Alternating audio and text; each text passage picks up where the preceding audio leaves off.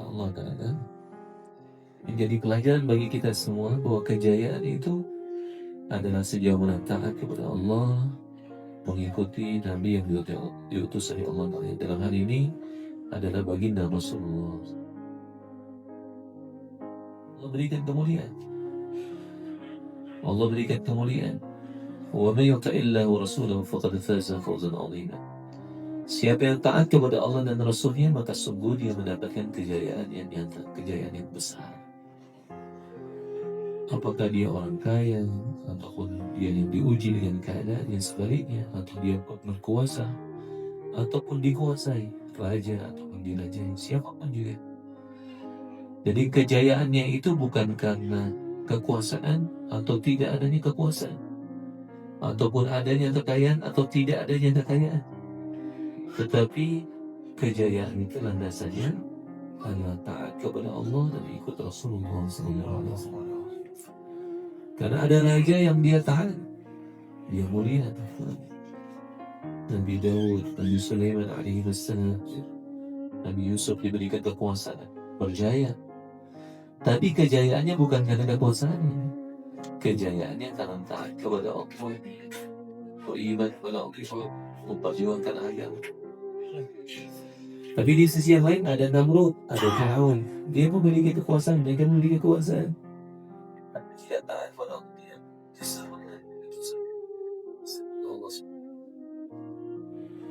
Jadi landasan kejayaan itu sejauh mana ada amal agama, taat kepada Allah, mengikuti Rasulullah. Dalam benak kita, pada keluarga kita, istri kita, anak-anak kita, bahwa kejayaan seluruh umat manusia, jin dan manusia, taat kepada Allah, mengikuti Rasulullah. Jadi siapapun juga, walaupun nampaknya terlihatnya susah, tapi kalau dalam koridor ketaatan mengikuti Rasulullah SAW berjaya. Ada sahabat syahid gugur di jalan Allah, maka beliau mengatakan fuztu wa rabbil Ka'bah, sungguh aku berjaya demi Rabb yang Ka'bah. Kenapa? Karena dalam ketaatan. Atau ada sahabat ya, dalam keadaan mungkin Masya Allah ya, diuji dengan keadaan, tetapi dia taat kepada Allah, ikut Nabi SAW, maka dia dalam keadaan berjaya, dalam keadaan hakikat kejayaan yang sebenarnya itu فَمَنْ زُحْزِحَ عَنِ النَّارِ وَأُدْخِلَ الْجَنَّةَ فَقَدْ فَازَ وَمَا الْحَيَاةُ الدُّنْيَا إِلَّا مَتَاعٌ. Siapa yang dijauhkan dari azab api neraka dan dimasukkan ke dalam surga, maka sungguh dia adalah orang yang sukses. Dan tidaklah kehidupan dunia ini melainkan perhiasan yang menipu saja.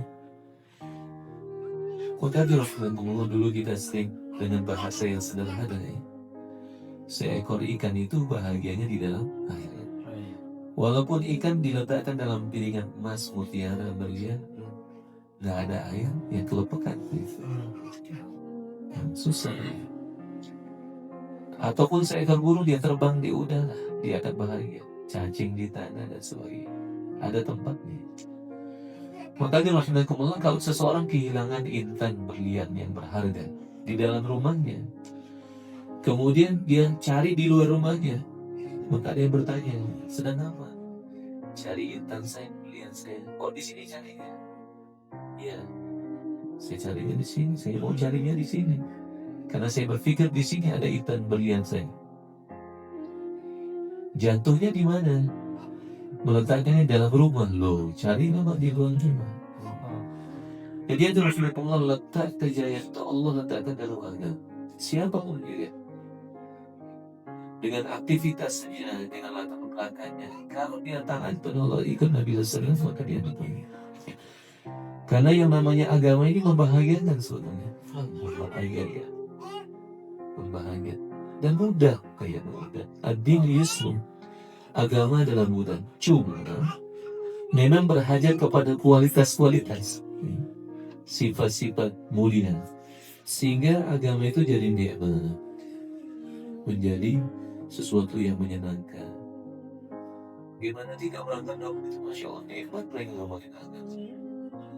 Sehingga sholatnya itu, Masya Allah, Sayyidina Utsman dalam sholat sunnah malamnya itu satu Quran khatam, Masya Allah. Bisa begitu. Nikmat. Jadi seperti orang hari ini nggak sadar dia, tanpa terasa malam berlalu dalam maksiat, tahu-tahu udah subuh ya. Karena gelap, dihiasi oleh syaitan, iblis, dan itu. Jadi orang yang beriman merasakan kemanisan dalam taat, indah dia. Karena ada sifat-sifat yang mulia di dalam diri. Nah ini yang kita mesti usahakan, supaya agama itu jadi nikmat.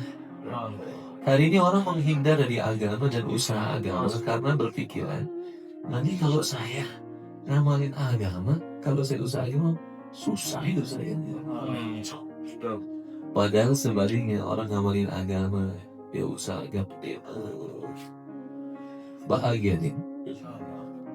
Seperti orang sehat disuguhkan makanan yang nikmat. Tapi bukan maksudnya supaya disuguhkan makanan yang sehat. Ya. Kalau orang sehat, Masya Allah, mau apa aja disuguhkan padanya dia makan. Ampal bentong disuguhkan, Masya Allah. Empek-empek Palembang gitu ya, disuguhkan karena dia sehat, Masya Allah. Coto Makassar, sop kondro tahu juga Ustaz ya, sikit-sikit lah ya. Coto Makassar boleh yang sehat.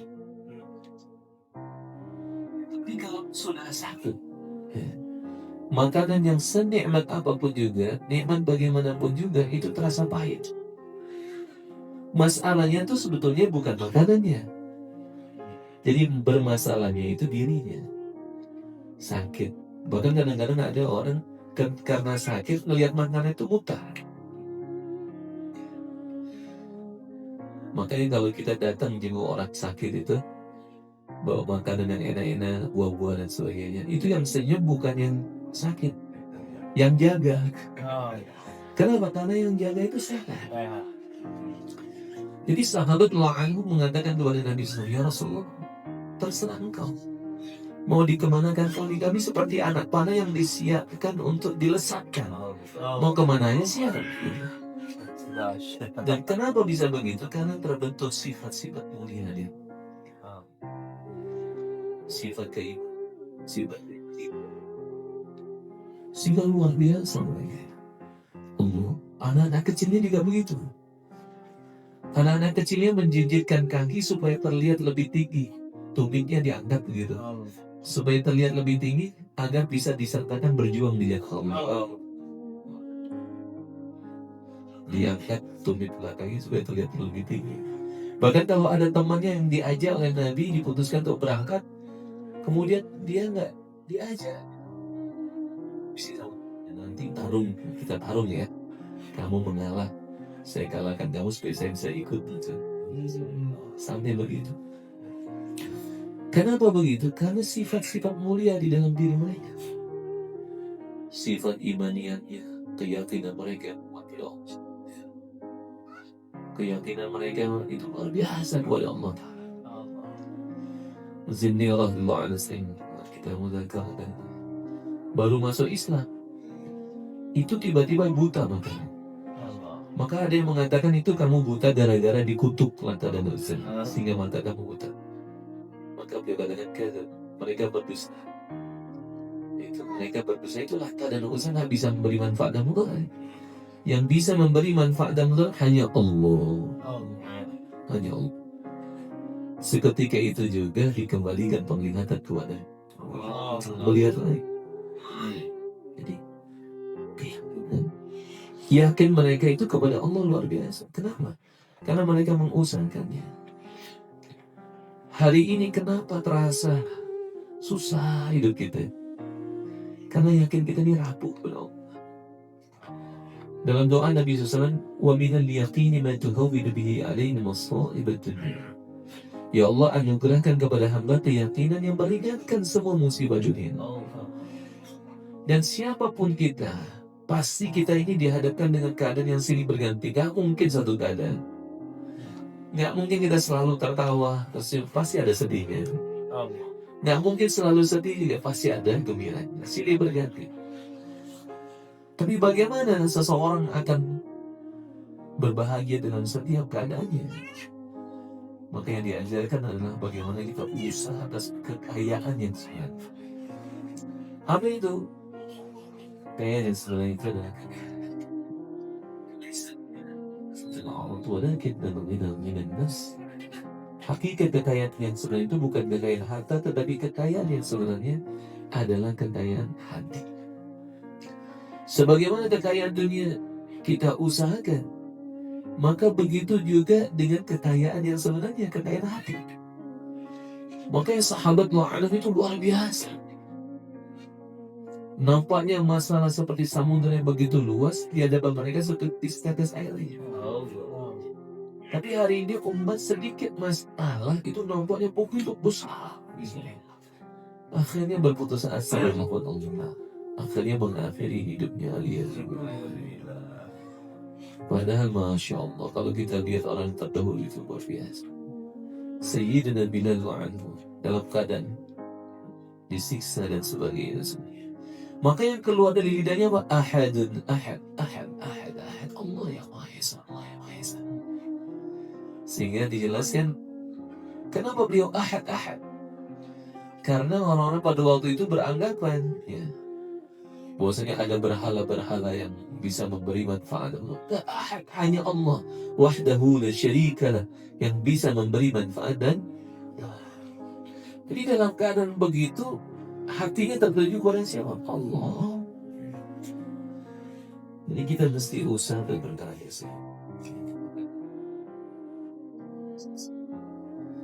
dengan anak kita, dengan istri kita, dengan keluarga kita.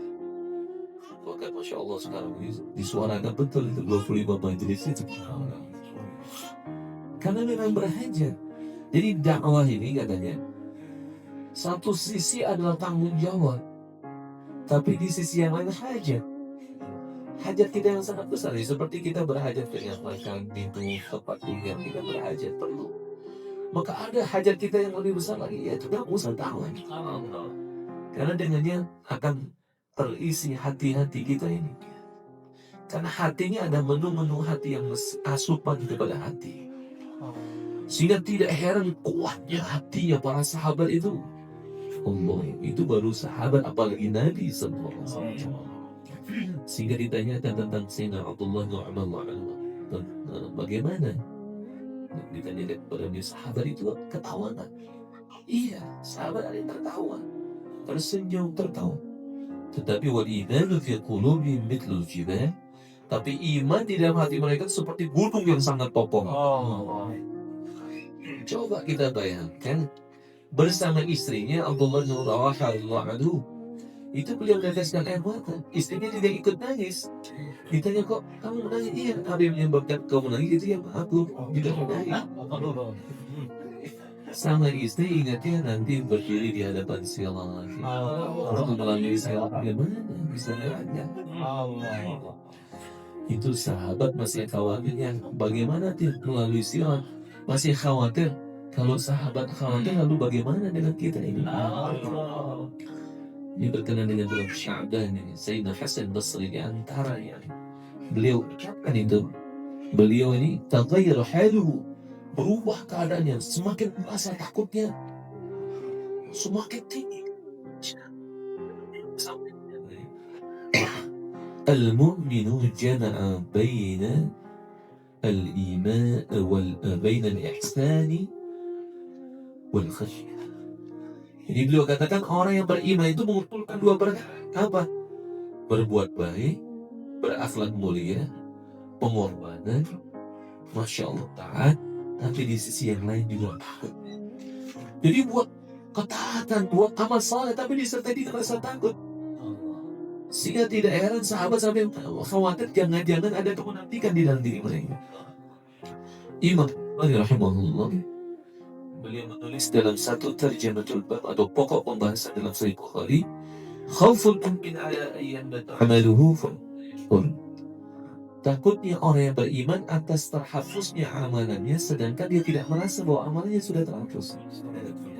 Maka beliau mengatakan, beliau menukilkan apa yang disampaikan oleh berarti sempat jumpa dengan sahabat. Maka beliau mengatakan, laqitu 30 min ashabi Rasulillah SAW kulluhum yakhafu ala tinkat fi nafsihi. Aku menjumpai 30 orang sahabat Nabi, semua mereka khawatir, takut kalau ada kemunafikan di dalam diri mereka. Itu sahabat, ibu-ibu yang mulia, yang Allah jelas-jelas berfirman radhiyallahu anhum wa itu belum. Tapi mereka khawatir dengan keadaan diri mereka. Jadi orang yang beriman itu begitu, mengumpulkan amal saleh, ketaatan, pengorbanan, akhlak, berbuat baik, tapi disertai juga dengan rasa takut. Jadi makanya pentingnya kita usaha atas iman kita, yakin kita. Bagaimana kita mengusahakan agar dapatkan yang disebut dengan kekayaan hati. Itu apa? Iman, yakin. Karena hakikat yang sebenarnya dan orang yang memiliki kekayaan hati yang sebenarnya, fala yadurruhu ma naqi min dunya. Maka apapun keadaan tidak akan membahayakan dia. Mau kaya, nggak membahayakan dia. Kenapa? Karena dia tahu kekayaannya itu tuh apa. Mau diuji sebaliknya sama. Masya Allah, tidak membahayakan mereka. Bahkan sahabat itu meminyaki bibir mereka supaya tidak terlihat kering, agar tidak diketahui kelaparan mereka. Allah. Dan mereka betul-betul berpegang, ista'inu ala hajatikum bil kitman. Mintalah pertolongan atas hajat-hajat kalian dengan cara menyembunyikan hajat itu dari selain Allah Ta'ala. Jadi mereka berkeyakinan bahwa kalau diuji dengan sebaliknya, maka Allah di dalam satu kitab itu tulis al-afafu zinatul faqr. Afaf, tidak meminta-minta kepada selain Allah, adalah perhiasan daripada kefakiran. Jadi orang diuji dengan kefakiran, dengan kemiskinan, terhiasi dengan tidak meminta-mintanya kepada selain Allah. Tapi sebaliknya juga diluaskan rezekinya dan sebagainya, diberikan dari tidak masalah juga. Disebutkan tidak bermasalah bagi seseorang itu menjadi orang yang kaya, asalkan dia bertakwa kepada Allah. Karena dia tahu, maka akan muncul sosok seperti siapa? Abu Dahdah, yang saya sampaikan ini.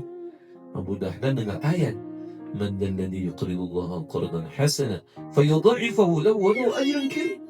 Siapa yang memberikan pinjaman kepada Allah dengan pinjaman yang baik, maka Allah lipat gandakan baginya dan baginya ganjaran kemuliaan. Itu Abu Dahdah mendengar ayat itu langsung datang kepada Nabi. Ya Rasulullah, pentingnya kita ini Masya Allah memperdengarkan ayat Allah, hadits Nabi. Maka ta'lim di rumah kita dengar ayat Allah, hadits Nabi. Sehingga menyuburkan hati kita, ya, menggemburkan hati kita. Sehingga ditanam benih dalam hati kita ini akan tumbuh. Kemudian tumbuh amal soleh, ya. Dari hati kita ini memancarkan cahaya iman, kemudian kekuatan amal. Maka beliau datang kepada Nabi ya Rasulullah, ulurkan kedua tangan. Aku berjanji, aku punya kebun. Ada 600 pohon kurma. Berapa pohon kurma? Ada nggak di kebun pedesnya kita punya 1 pohon kurma? Itu 1 pohon kurma itu berapa banyak bisa kurma dihasil? Ini 600 pohon kurma. Ya Rasulullah, aku belanjakan di sini. Maka beliau berlari menuju kebunnya. Semoga kita dan istri kita, anak kita seperti mereka. Masya Allah. Targetnya dalam dakwah ini, Masya Allah, panjang banget. Luar biasa. Bagaimana kita ini seperti sahabat. Muncul generasi-generasi seperti sahabat. Allah. Maka tanpa ada kata penundaan, beliau mengatakan kepada istri, ya Ummu Dahdah, wahai Ummu Dahdah, itu kebun sudah dibelanjakan di jalan. Tapi memang istrinya luar biasa, hidup taklim rumahnya, Masya Allah. Taklim rumahnya hidup, anaknya juga begitu, ya. Karena suaminya bawa oleh-oleh dari masjid, Al-Buzari dan sebagainya. Sehingga terbentuk. Maka apa kata istrinya? Bukan mengatakan kepada suaminya, Bang, kok gak musyawarah dulu? Apa kata istrinya? Ya Aba Dahdah, radihal dayya, Wahai Abu Dahda, ini perdagangan yang menguntungkan. Allah. Maka kurma yang ada di tangannya diletakkan di kebun tersebut, dan kurma yang ada di tangan putranya diletakkan di kebun tersebut, sembari mengatakan, wahai putraku, ini kebun sudah dibelanjakan di dalam Allah. Itu luar biasa itu. Indah sekali itu. Semoga kita seperti sahabat, istri kita seperti sahabiah, anak-anak kita seperti sahabat dan sahabiah. Ini jalannya. Tahu nih. Maka pentingnya kita mengusahakan iman kita, yakin kita. Bukan dakwakan, latihan lagi, doa merengek-rengek agar dianugerahkan yakin betul. Kemudian ikut Rasulullah SAW. Yakin dah. Satu jalan saja yang akan menyampaikan kita kepada kemuliaan dunia akhirat. Ikut Rasulullah SAW. Bangga kita. Ikut Nabi SAW. Idola saya ini. Rasulullah SAW. Karena di dalamnya ada kecintaan Allah, ampunan Allah. Maka diri kita dengan dakwakan bahwa setiap sunnah Nabi SAW lebih berharga daripada dunia beserta isinya. Sholat sunnah sebelum kita melaksanakan sholat subuh lebih berharga daripada dunia beserta isinya. Jadi kalau ada orang dia dapat kebahagiaan, dapat proyek triliunan rupiah, jangankan triliunan rupiah, triliunan dolar. Sampai kadang-kadang ada yang begitu bahagia ngelihat duit yang nggak pernah itu sampai meninggal dunia nggak kuat dia. Ya ada begitu, kaget dia nggak pernah lihat duit sebanyak itu. Maka kebahagiaan seseorang yang bisa diberikan taufik Allah Ta'ala melaksanakan sholat sunnah sebelum subuh, itu seharusnya lebih daripada kebahagiaan seseorang mendapatkan. Tapi ajaib juga. Ciri orang yang taubatnya diterima itu katanya dalam satu kitab itu, ajaib saya baca di Nasairul Ibadah. Orang yang dia itu bersyukur betul mendapatkan sesuatu yang sedikit dari dunia. Dianggap sudah banyak betul. Tapi sebaliknya, dapat yang banyak daripada perkara amal agama, dia merasa masih sedikit. Nah itu tanda taubatnya diterima. Jadi sudah banyak ya pengorban, udah jalan kaki ya, mau jalan kaki ataupun jalan di atas udara ya, naik pesawat kan jalan juga di udara itu ya. Atau maka sebanyak apapun masih sedikit, itu tanda taubat seseorang itu diterima. Tapi kalau baru 4 bulan satu kali atau baru 4 bulan seolah-olah tiket di surga udah ada di kantongnya, itu masih belum. Jadi hadirin rahimakumullah, pentingnya kita ikut sunnah Nabi SAW, dakwakan tentang sunnah Nabi SAW. Anak-anak kita dilatih dengan sunnah Nabi SAW, keluarganya makan dengan sunnah Nabi SAW. Kenapa? Siapa yang menghidupkan sunnah,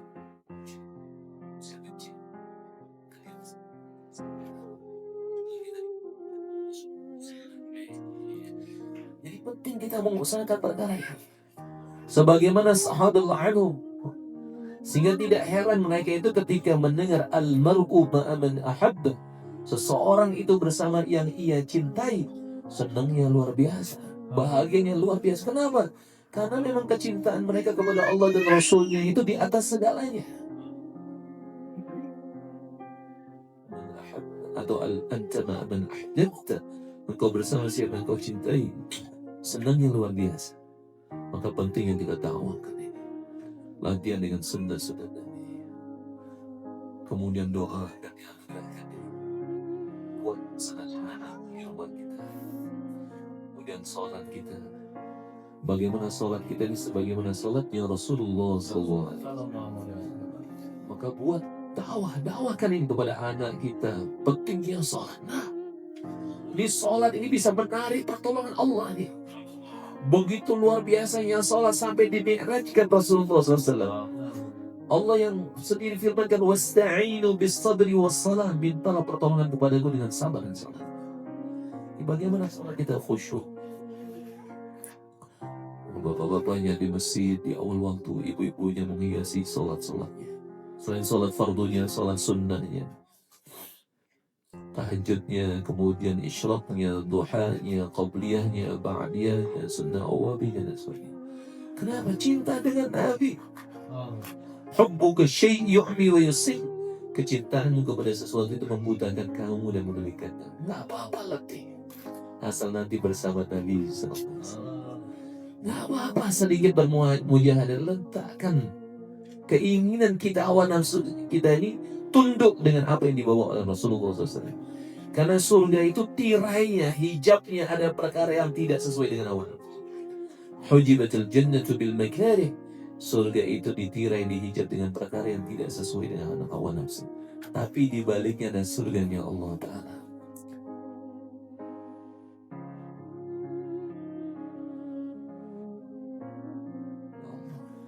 Karena hakikat semuanya yang ada di alam semesta, di balik semuanya ada Allah yang berkuasa atas segala sesuatu. Fa'al liman yurid. Kemudian Bapak Ibu yang dimuliakan Allah Ta'ala, ta'lim, kita hidupkan ta'lim untuk masailnya melalui suami kita, untuk bapak kita, bertanya ke para alim ulama dan khufadailnya, ta'lim di rumah-rumah kita, supaya rumah kita ini dipenuhi dengan malaikat, dipenuhi dengan rahmat Allah Subhanahu wa Ta'ala, dipenuhi dengan sakinah, dipenuhi dengan ketenangan, dipenuhi dengan rahmat Allah Subhanahu wa Ta'ala. Bahkan kita nih duduk taklim bersama setiap hari bersama nih, tentukan waktunya. Jadi bapak-bapaknya juga duduk sama dengan istrinya, dengan anak-anaknya. Masya Allah, ini satu kebahagiaan besar ini. Duduk bersama di taman surga. Kenapa? Kalau kalian melalui taman-taman surga, ambil kemanfaatan sebesar-besarnya. Apa itu taman surga? Majelis zikr, majelis ilmu, ta'lim. Maknanya kita buat rumah kita ini jadi taman surga. Masya Allah. Ada ya seseorang dia bangun rumah, bangunan ada ornamen-ornamennya untuk memperindah. Maka tidak ada yang lebih indah daripada ornamen-ornamen hiasan berupa taman surga di bawah rumah kita. Tadi rumahnya. Lagi duduk kita, istri kita, anak kita, ibu kita sama-sama tadi. Nama kita disebut oleh Allah di depan majelis para malaikat. Kebanggaan apa yang lebih daripada itu? Maka mulai dengan satu hadis, satu ayat, naik lagi 2 ayat, fadilah amalnya, fadilah salatnya, zikirnya, Quran. Sebentar lagi ada Ramadan, fadilah Ramadan, nanti haji, fadilah haji. Dengan penuh kebahagiaan, dengan penuh ihtimam, dengan penuh ketawajuan. Kenapa? Karena ayat Allah yang dibacakan, hadis Nabi SAW yang dibacakan, Masya Allah. Seperti orang terdahulu itu mau buka Quran langsung mengatakan, ada kalamu Rabbi, ada kalamu Rabbi. Ini adalah firman Rabbku, ini adalah firman Rabbku. Karena begitu luar biasanya yakinnya dengan ayat-ayat Allah adalah firman Allah. Begitu juga dengan hadis Nabi SAW, taman surga. Jadi kalau orang di taman itu umumnya betah. Kenapa? Taman surga lagi. Maka ta'lim di rumah kita. Semoga Allah berikan taufik semua insyaallah. Maka ditargetin semua ibu-ibu yang hadir dan bahkan ibu-ibu yang di kampung kita. Tadi juga udah bilang ke Ustaz Ahmad, Masya Allah, bagaimana ibu-ibu yang suaminya menjadi pekerja atau pegawai di tempat beliau, bagaimana dihidupkan ta'lim di rumah-rumahnya sehingga rumah-rumah kita ini menjadi surga bagi kita. Kan dulu sering kita dengar, rumahku adalah surgaku. Bagaimana caranya? Hidupkan ta'lim di setiap rumah kita. Dan kita berusaha bagaimana setiap rumah orang Islam yang ada di kampung kita hidup ta'limnya. Karena hakikat sayang yang sebenarnya kepada mereka, cintanya kita kepada mereka, bagaimana setiap di rumah mereka menjadi taman di batas taman-taman surga. Dan ta'lim, zikirnya juga begitu. Zikir pagi petangnya, kita usahakan amalan-amalan sunnah Nabi SAW. Dari yang sedikit dulu, dari yang mudah, dengan misalnya tasbihatnya 100 kali, subhanallah, alhamdulillah, wa la ilaha illallah, salawat kepada Nabi-Nya 100 kali di waktu pagi petang, istighfarnya. Sebagai bukti kita cinta pada kita beristighfar, cinta kepada diri kita nih. Caranya beristighfar agar Allah ampuni kita. Karena kita ini menzalimi diri kita hakikatnya. Allah tidak terzalimi, Nabi tidak terzalimi, kita yang menzalimi diri kita. Rabbana zalamna anfusana wa illam taghfir lana wa tarhamna lanakunanna minal khasirin. Kemudian juga ada ta'lim mahallanya. Nah, alhamdulillah kita ada ta'lim mahalla setiap hari. Setiap hari diistiqomahkan. Bawa sebanyak-banyaknya untuk hal dan disederhanakan programnya dengan sederhana, masya Allah. Dengan ayat Allah, hadis Nabi, masya Allah. Para ulama menjelaskan sederhana, agama ini sederhana aja sebetulnya. Dari dulu adanya begitu azan, Allahu Akbar, Allahu Akbar. Tapi sudahkah bergetar hati kita ketika dikumandangkan azan? Sudahkah pucat pasih wajah kita ketika dikumandangkan azan? Sedangkan Quran menyebutkan sesungguhnya orang yang beriman disebutkan nama Allah, bergetar hati mereka. Dibacakan ayat Allah, bertambah keimanan mereka.